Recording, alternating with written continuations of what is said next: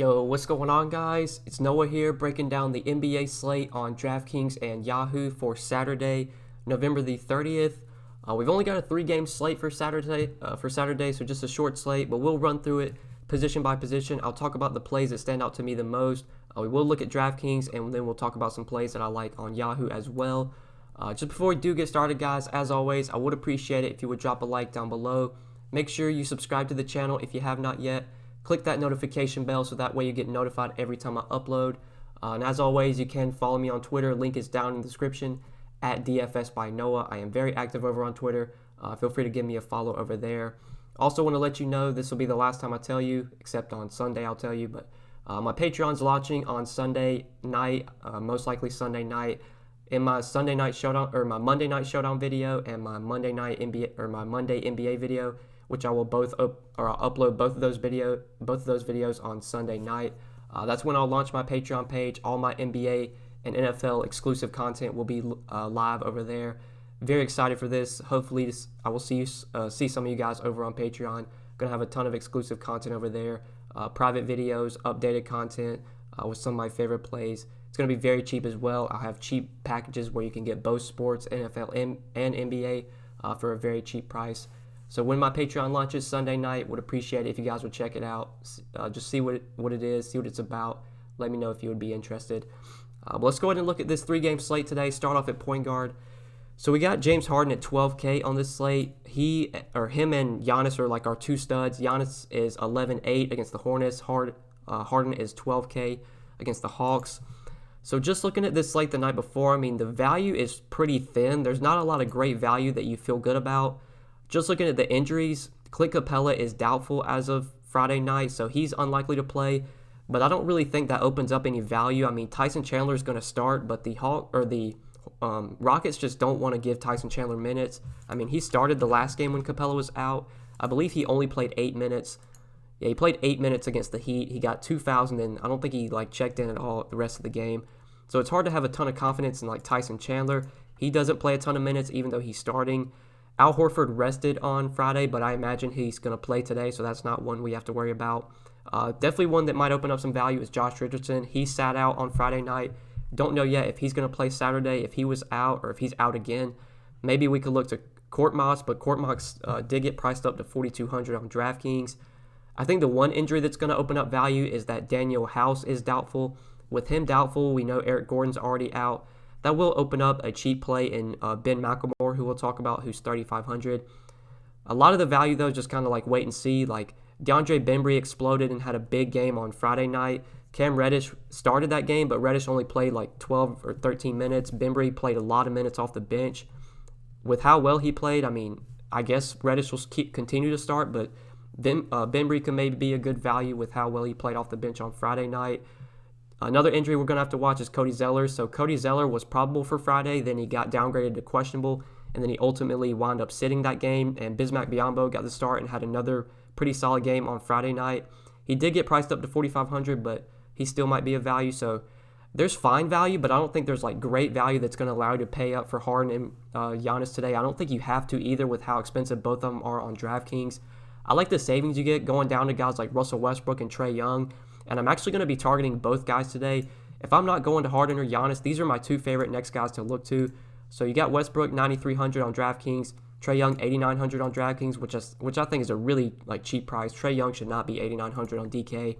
And then over on Yahoo, you got Trae Young at $46, Westbrook at $42. I like both those guys compared to paying $58 for Giannis and Harden. Obviously, Giannis and Harden are good plays. It's a 3-game slate. If you're playing multiple lineups, you want to get some exposure to these guys, but I have a feeling the Trae Young, Russell Westbrook combo is going to be very low owned because people are probably just going to pay to the top for either Harden or Giannis. So I like going to both these guys here. We can look up the numbers for the Rockets so far this season. Their usage just with Clint Capella, Daniel House, and Eric Gordon off the floor. I mean, all 3 of those guys are expected to miss today. So we'll run the numbers real quick if I can get it to go. Switch to Houston. All right, so we're going to take Eric Gordon off the floor because we know he's going to be out. Clint Capella is doubtful, so we'll take him off the floor, and Daniel House is doubtful as well. We're not going to get much of a sample size, but you can just see the numbers so far this season with all 3 of those guys off the floor. So we got 125 minutes with James Harden. Of all three of those guys off the floor, he's got a 46% usage rate, averaging 1.68 fantasy points per minute. I mean, that's what you would expect. Russell Westbrook in 76 minutes with those guys off the floor has a 35% usage rate and is averaging 1.27 fantasy points per minute. We know the heavy lifting on this Rockets team is going to be done by Westbrook and Harden. This is a game that's got the highest total on the slate right now at 238.5. It's a big spread, which is definitely concerning. Right now, Houston is favored by 13.5, so they are expected to win this game pretty easily. There is some blowout concerns, but you got such a high projected scoring game. Two teams that are pretty high in pace. I mean, Atlanta ranks 12th in pace this season. The Rockets are second. So two fast-paced teams. It's going to be a high-scoring game. Just got to hope it stays competitive.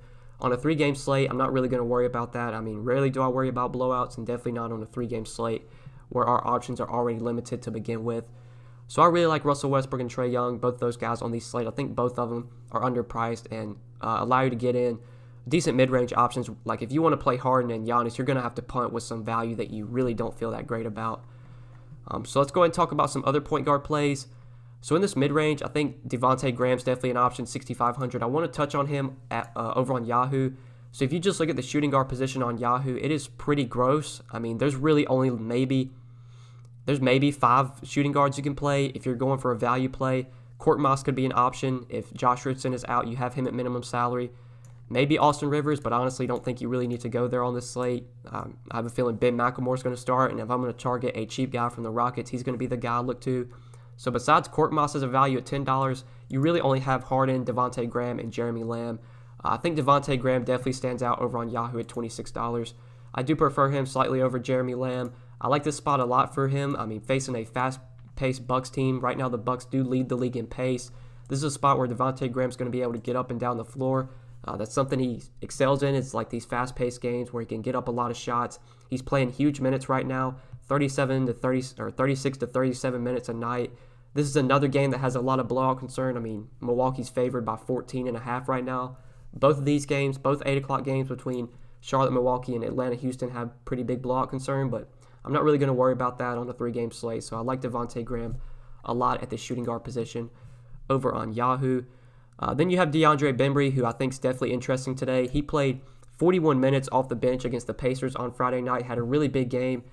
He played over Cam Reddish. They closed the game with him over Cam Reddish. Reddish only got like 15 minutes, even though he started in that game. I got off of DeAndre BEMBRY once we got the news that Reddish was going to start, which was kind of frustrating because BEMBRY had such a big game.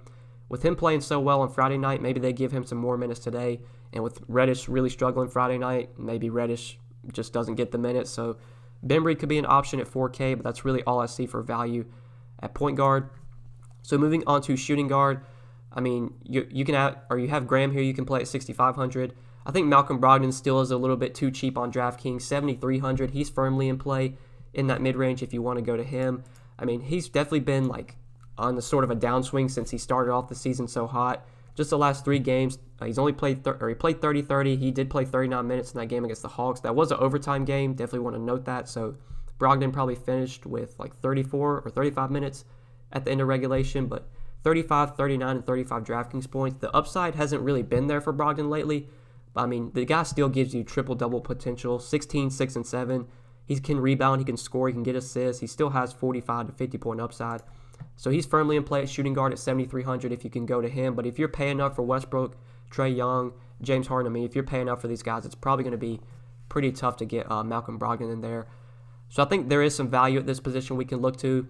You got Court Moss for 4,200, who would be a value play I would consider if Josh Richardson sits today. If you want to take a shot on BEMBRY coming off the bench at 4K with how well he played Friday, I could see doing that. But I think Ben McLemore is the guy that I like most at shooting guard. This isn't a play that you're going to be very excited about, but we're kind of lacking value on the slate. He is one of the better values just looking at this slate the night before. He's only 3,500 on DraftKings. It's a really good matchup against the Hawks. He is expected to start today with Daniel House doubtful. In the games that he has started this season, he's played pretty solid minutes, upper 20s, low 30s in minutes. I'm pretty sure he started that game against the Clippers and played 32 minutes, had 24 DraftKings points. He started other games this season, and he's played pretty big minutes, like I said. So I definitely like McLemore as a value for 3,500. Even though he may be a bit risky, I mean, he's so cheap on both sites, minimum salary on Yahoo, that the like the price tag just kind of overtakes the risk. When you're rostering guys this cheap, even if they get you 16, 17 DraftKings points, that's really not going to hurt you at this salary. So I think McLemore probably going to have to play big minutes with how thin the Rockets are right now, especially like with the forward position. So I do like him as a value play. He's the guy that I like most at the shooting guard position if I'm going cheap. But then moving on to small forward, you do have Giannis, 11,800 against the Hornets. So just choosing between Giannis and Harden, I don't think you're going to be able to get both in today. I mean, it's going to be pretty much impossible to get both Harden and Giannis unless we get a lot of value. So if I only have to choose one, I definitely would side with Harden. I like his matchup more against the Hawks. I like that game more. I think that game's going to have more points scored. Honestly, feel like that game is more likely to stay close than this one against the Hornets is. I mean, I'll have exposure to Giannis because it's such a short slate, only 3 games. Our options are so limited, but if I'm only making one lineup and you're forcing me to play either one of Giannis or Harden, I can only choose one. I'm going to side with James Harden. So let's look at some other small forwards. Jabari Parker, 6,700. I think you can definitely target against the Rockets. This is a guy that I played quite a bit of recently. He's burned me some nights. He's came through for me some nights. I mean, I played a decent amount of him on Friday night against the Pacers. I thought he was pretty cheap. I thought he was underpriced. He didn't really do that well, just 24 DraftKings points in 31 minutes. It was a pretty disappointing game from Jabari Parker, but this is still a guy that gives you a ton of upside. The minutes are going to be there with John Collins out, so he is firmly in play at 6,700 if you want to use him in that mid-range. Jeremy Lamb, 6,100, I think is in play as well. I would definitely take him over like Tobias Harris and Chris Middleton if I'm going to one of those small forwards.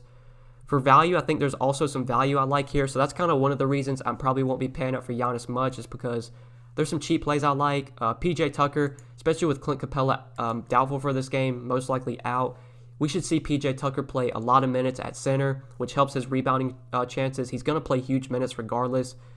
I mean, he's never a guy you feel good about, but the minutes are going to be there for him. On a 3-game slate, it's hard to find guys that are going to play as many minutes as PJ Tucker is, and it's a really good matchup against the Hawks.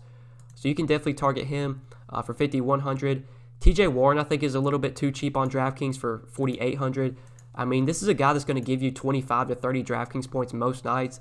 Just the last 3 games, he's gotten 30, 29, and 27 DK points. He's played 34, 33, and 35 minutes. He's going to be in that mid-30s minutes range most nights, and like I said, 25 to 30 DraftKings points seems pretty likely most nights from TJ Warren. He's only 4,800 on DraftKings. His price has come down quite a bit, so I like him as a small forward value. He definitely stands out just like in terms of points per dollar. Looking at the other small forwards you have in that price range, I would definitely prefer him over those guys like Hunter, DiVincenzo, Holiday. Like I would definitely take TJ Warren over those guys. You can definitely target him on Yahoo as well, just looking at the small forward position. I mean, it's pretty gross. You got like Harris at 29, Chris Middleton at 24, Bridges at 20, and then you have Warren at 19. So I do like Warren at 19 if you want to go to him at the small forward position. You can also play McLemore as a value. He is minimum salary at small forward. But that's kind of what I'm looking to at the small forward position. You can play McLemore at small forward, I believe, on DraftKings as well.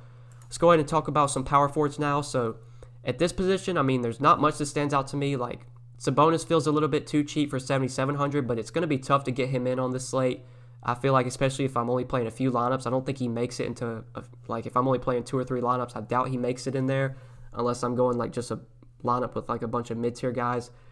Because this price range is kind of no man's land. Like, if I'm not paying up at power forward for, like, Giannis, I'm probably looking for value here, or maybe going to, like, Jabari Parker, 6,700. You do have PJ Tucker, 5,100, who's in play, in my opinion. Power forwards, it's just a really gross position in general. I mean, there's not much that I like here. So I guess Sabonis is a fine play for 7,700 just because of how weak the position is. It's probably going to be Giannis, Sabonis, Parker, Tucker, and like that's really it at power forward. Like I don't like much else. Like maybe Miles Bridges you could take a shot on. This guy's just so inconsistent. You never know what you're going to get from Miles Bridges. He does seem to do well in pace-up spots and like in games that are played at fast pace. So this is a pace-up spot for the Hornets facing the Bucks. I guess you could look to Bridges at 5,300. I don't think he'd be like a core play for me by any means today, but I would at least have him like in my player pool. Let's go ahead and run through center real quick though, talk about this position before we end the video. So at the top, you got Joel Embiid for 9,500 against the Pacers. I think Joel Embiid's kind of in like no man's land today. Like if I'm not paying up for the studs at the top, I like Westbrook a lot for 9,300. I like Trae Young a lot for 8,900. So I don't see myself really getting too much Embiid. There's some decent value at center that we'll talk about, so I don't think I'm going to be paying up much of this position. Clint Capella is not expected to play today, so he's out of consideration. You have some bonus you can play here at 7,700. Miles Turner in this matchup against Philly, he seems to always struggle against Philly. I believe like the few times, just the last few seasons that he's played Joel Embiid, he seems to like always get in foul trouble whenever he faces Embiid. So he's tough to trust at 5,700. I'll probably be looking to BISMACK BIYOMBO at center, and I think he's one of the better center plays if you're not paying up. So right now we don't know the status of Cody Zeller. He didn't play Friday. It's a back-to-back for the Hornets. Their coach had talked about them getting a new, like starting a different lineup, and that was most likely meaning that BIYOMBO was going to wind up starting over Zeller just in the future.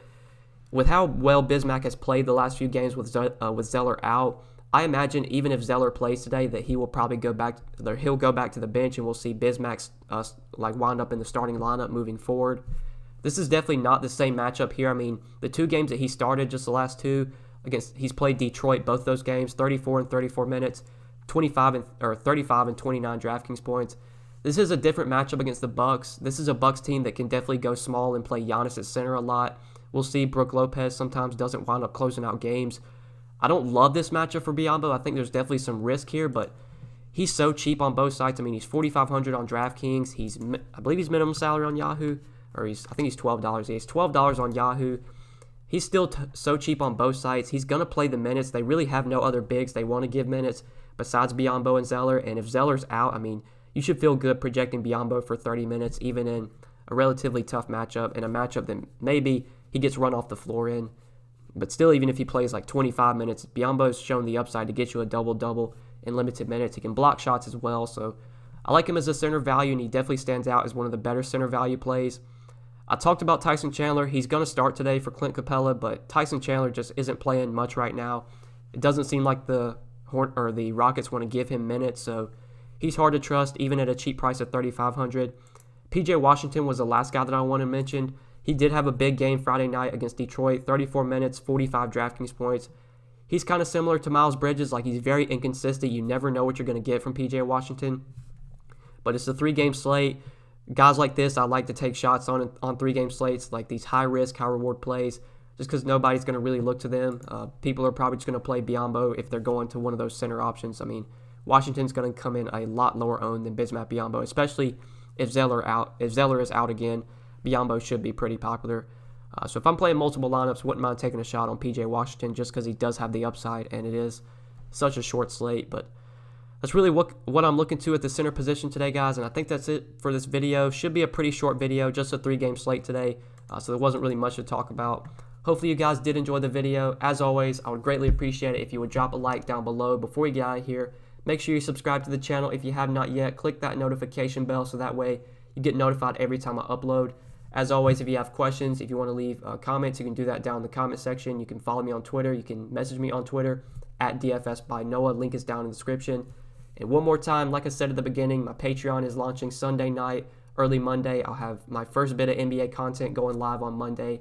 Premium articles, exclusive videos. I'll have write-ups over there, updated core plays. So much content's going to be going live on Patreon on Sunday night. So would appreciate if you guys would check out my Patreon page once I hit you guys with a link on Sunday. Definitely would appreciate if you would check it out. But good luck tonight. Thanks for watching. We'll see you in the next video, guys. Peace.